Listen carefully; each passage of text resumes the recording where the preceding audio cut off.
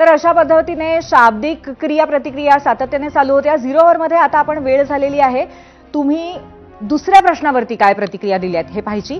चला पाहूयात मीडिया सेंटरला. युट्यूबवरनं रमेश पांडे यांची दुसऱ्या प्रश्नावरती प्रतिक्रिया आहे. फायद्या तोट्याचा प्रश्न येतोच कुठे, सत्य आहे ते ठाकरे बोलले. युट्यूबवरनं पुढची प्रतिक्रिया आदित्य मुंढे यांची आहे. राजकारणामध्ये टीका ही सामान्य गोष्ट असते, पण ती रचनात्मक असली पाहिजे. वैयक्तिक पातळीवरील टीका कोणाच्याही फायद्याची ठरत नाही.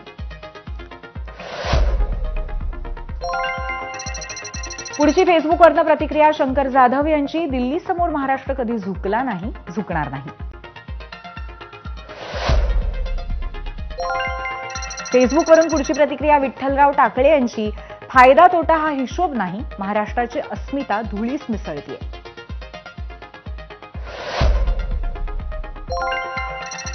इंस्टाग्रामवरनं सतीश नाईक म्हणतायत, टीका करणं, टोमणे मारणं याशिवाय येतं काय उद्धव ठाकरेंना.